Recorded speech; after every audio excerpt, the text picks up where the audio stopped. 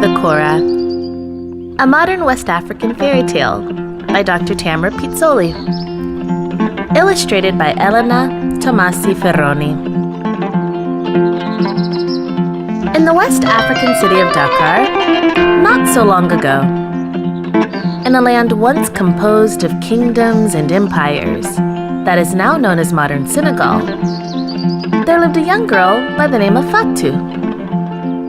It is a name given to many Senegalese girls who are born in that land.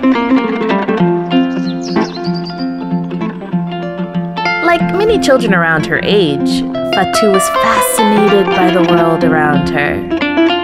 She seemed to float instantly and seamlessly between the two planes she inhabited and understood: human and spirit. For Fatou, there was little or no difference between the two. She spent a good portion of her days giving her mama, Miriam, a hand with her to-do list around the house, sweeping dust and any possible misfortune out the door, or chopping the herbs and spices so that her mama's famous yassa dishes came out just right. It was in these routine roles that Fatou first learned the importance of paying attention, a skill that never escaped her. She listened with intensity when her mother shared her secrets. The way to make good food, Fatou, my love, is the same way to have a good idea. The more you let it marinate, the better it becomes. In that way, Fatou developed a love and skill for being still and observing. She'd quiet her mind, perched in the kitchen window, intensely following the sagas of the birds and insects. What interesting lives they led, what stories they too had to tell. While the scent of lemon-tinged meat swirled up and around, tickling and enticing all within the home, Fatou's father, Musa, sat on his favorite stump just outside the home, honing his generational gift, playing the kora. You see, the kora, or the African harp, is an instrument unlike any other. It is said that you don't choose to play the kora. No. She chooses you. Well, as Fatou watched her father strum the strings of the same instrument his grandfather had played, and his grandfather's father, and his great-grandfather's father, she knew that this was more than just a matter of paying attention. This was a matter of pull. The truth in both her body and her spirit was this: she wanted to play the kora. It was for her.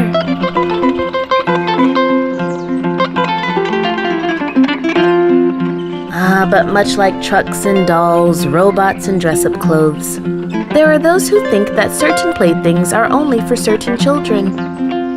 It was understood by almost all there in that region of Senegal that the kora simply was not an instrument for girls. But how could that be? Fatou would wonder, enchanted by Papa Musa's playing. How could that be when the kora is so clearly a woman itself? Its hollow belly reminded her of her mother's when her baby brother Babacar was inside and almost ready to emerge. Or that of the Yoruba goddess, Yemaya, about whom she'd read in stories. Many days passed, and things were as they had always been. Fatou helped, and observed, and watched, and listened, and read, and drew, and thought, and listened. And then, on a Tuesday, she decided she would play the kora.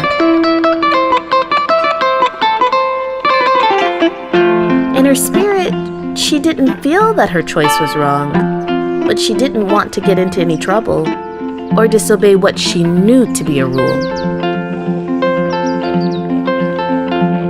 That afternoon, when Papa Musa's belly was so full of the meat made tart with lemon essence and 3 helpings of rice that he nodded off while Mama Miriam was speaking, Fatou acted on her decision and picked up one of her father's koras, his favorite one. With it in hand, she stole deep into the nearby forest first that Tuesday, then again on Wednesday, and once more on Friday. Soon it was a daily routine. Fatou would wait until just after lunch to practice, when her father's belly was satisfied and round, like the instrument they both loved. Meanwhile, Mama Miriam would knowingly wash each dish, pretending not to notice her daughter's whereabouts. And there sat Fatou, in the middle of the forest, planted on her own favorite stump, giving a private concert to the fairies, whom were far too tiny and quick for even her to see.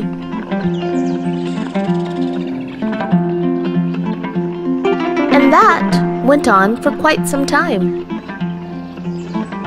Fatou waited for her father to slink back into his favorite green chair and finally doze off until he was perfectly propped up in a deep slumber.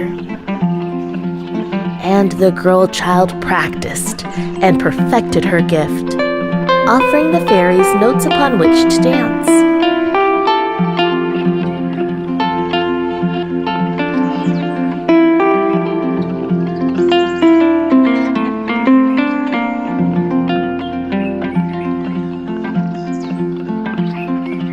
Then, one Saturday afternoon, Musa awoke from his nap with a start and began frantically searching for his favorite Kora. Miriam, his son, come to me and dream. It was the most beautiful melody. It was a gift. I must have my Kora to strum out and share. But it's not where I left it. Where is it? Have you seen it? He asked, looking around helplessly. And right then occurred the most curious series of events. For reasons known only to them, the fairies invited their cousins, the butterflies, to dance and hear the girl child play. The butterflies fluttered to the blue jay and spoke of the invitation, which put the blue jay in such a good mood that he invited the lizard he was just about to peck to attend instead. How could the lizard turn down such a request given his remarkably good fortune? He shared word of the event with his family and, well, everyone knows how fast lizards are. Musa sat down outside his home in deep, deep thought.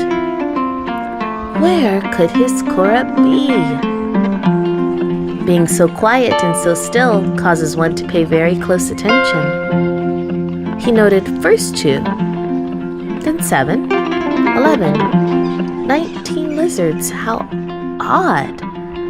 Then 33, 40, 81, 111 he counted. Where were they all going?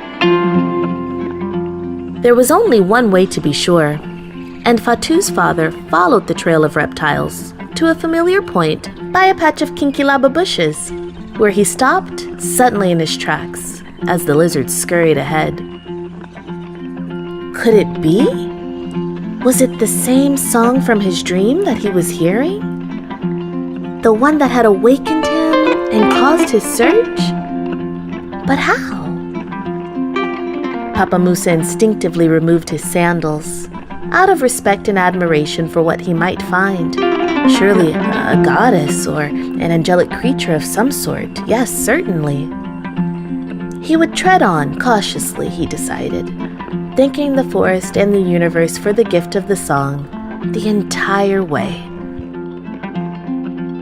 As he drew nearer to the clearing in the forest, the music seemed to pour into him. It rushed through his veins like the purest of adrenaline and dove into his melanin-infused molecules. It commanded his heart to beat. He whispered a prayer of thanks once more to the Creator for the gift of the moment and the gift of the song. Musa peered through an opening he'd made with his trembling hands in the thicket and gasped when he saw what appeared to be an angel in the form of his daughter. Then he silently stepped out from behind the shrubbery, showing himself and kneeling with his eyes sealed. It was his voice that caused Fatou to stop playing. Oh, beautiful angel, with your beautiful song, I'm so grateful for this gift. I'm grateful you showed it to me in the form of my beloved treasure, my daughter. So I will pay attention and learn it. I'm so grateful. I'm so great. The thud of the Kora smacking the earth interrupted Musa mid-sentence. He shook his eyes open and could see very clearly this was not, in fact, an angel. This was his firstborn and only daughter. Shaken, gifted, caught. In that moment, Musa forgot one thing, but remembered three others. He began. What are you doing in forest alone, by yourself? It is dangerous? It is mad? Who gave you permission to touch my Kora? To remove it for our home? And last, have you forgotten your place and this family? It's not your job to pray the Kora. At that moment, the butterflies and fairies halted, suspended in midair. The blue jay positioned himself on the highest branch in sight, and the lizards hid as they are taught to do in delicate situations. Fatou took a moment. She became very still and quiet. She took a deep breath, then spoke to her father, first with her soul, then with her eyes, and finally with her mouth. She spoke the truth in 5 words, slowly and deliberately. It is my gift, Father.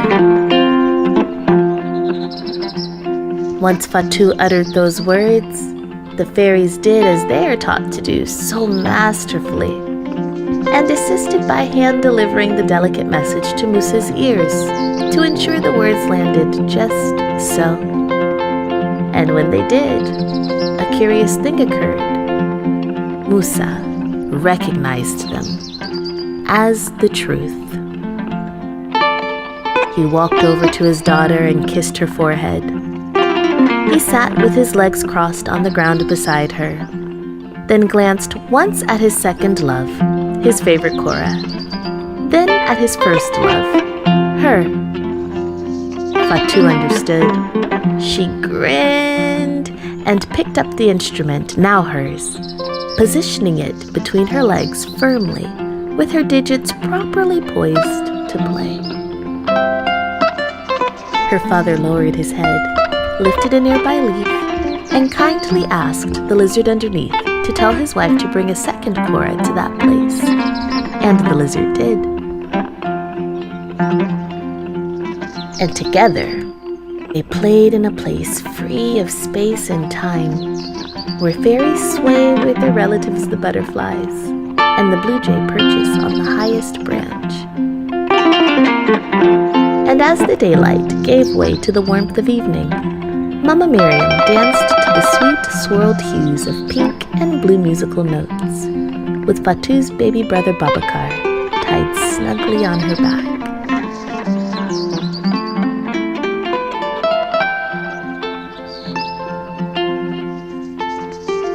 Copyright 2016 by Dr. Tamara Pizzoli.